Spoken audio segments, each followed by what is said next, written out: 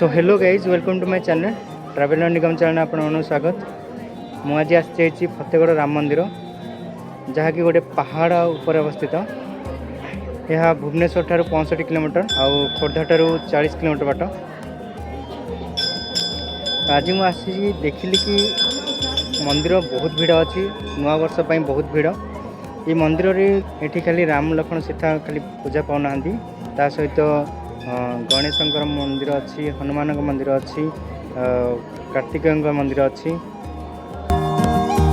ये जो parking area आपण देखुचंती यह होची द्वितीय अयोध्या नाम रे परिचित फतेगढ़ राम मंदिर जहाँकि ओडिशा रे अवस्थित।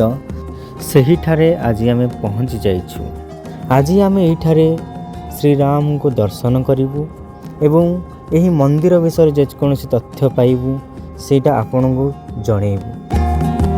मंदिर भीतर को जीवा पूर्वरु एठारे गोटे जोता स्टैंड अछि जेउठारे अति सहज रे आपण 3 टंका देई जोता पेयर रखि परिबे।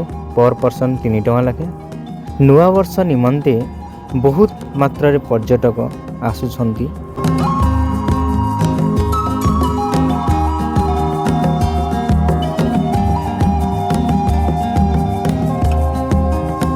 भगवान को दर्शन करिया पई आमे किछि पूजा सामग्री मध्यम किनिलु।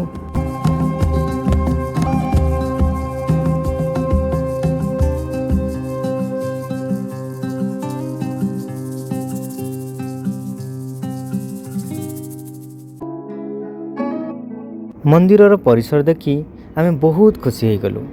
एठी बहुत मात्रा रे परिष्कार परिच्छन्न सब जगह रखा हिछि। आम आगे बर्तमान लॉर्ड हनुमान मंदिर अच्छी।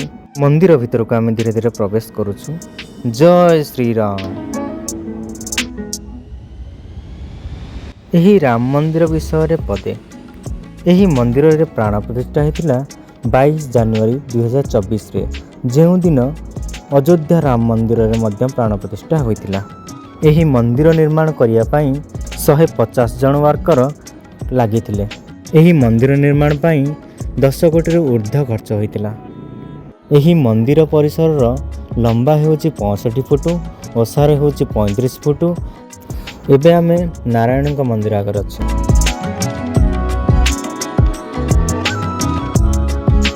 आपको जो मंदिर देखा यह होची गिरी गोवर्धन मंदिर।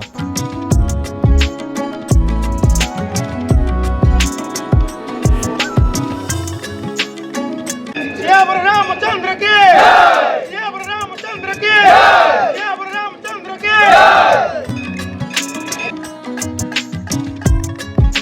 ये मंदिर अयोध्या जो दिन राम मंदिर प्रतिष्ठा होता से दिन ये फतेगढ़ राम मंदिर प्रतिष्ठा भी होता। तो मुझे देखिली बहुत सुंदर लगिला।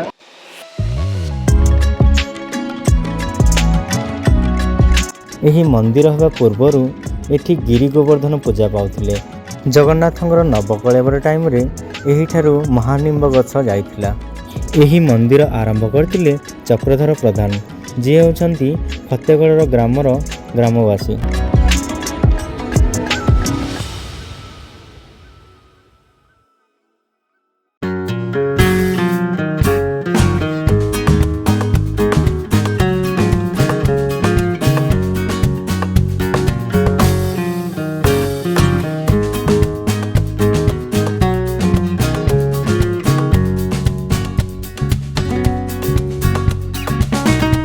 मंदिरर कारुकार्य देखि आपण मनमोहित हो जिवे।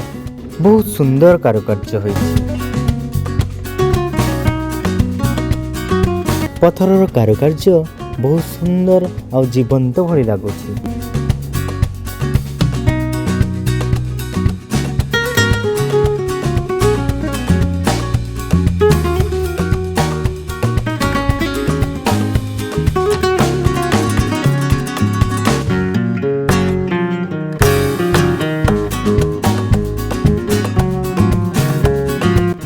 आपण मैंने देखिपे वृद्ध व्यक्ति जनक बहु परिश्रम कर भगवान को दर्शन पाई आसछन्ति। तो सांग माने लॉर्ड राम लक्ष्मण सीता मंदिर चारि पाखरे 4 मंदिर अच्छी जहाँकि गणेश मंदिर, चंद्रशेखर मंदिर, गिरी गोवर्धन मंदिर और हनुमान मंदिर ये अच्छी।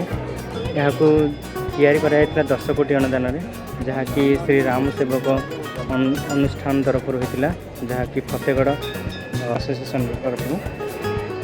ତ ଆଜି ଆସିକି ଏଠି ବହୁତ ସୁନ୍ଦର ଲାଗିଲା। ନୂଆ ବର୍ଷରେ ମୁଁ ଆସି ବହୁତ ଭଲ ଲାଗିଲା।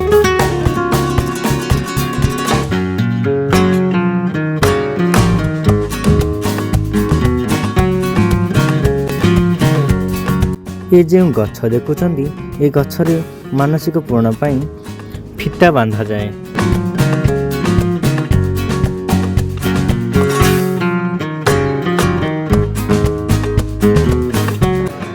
जय श्री राम।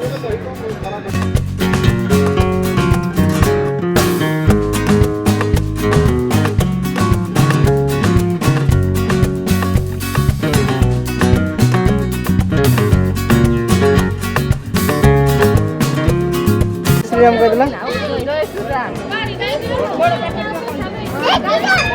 कहला कहला कहला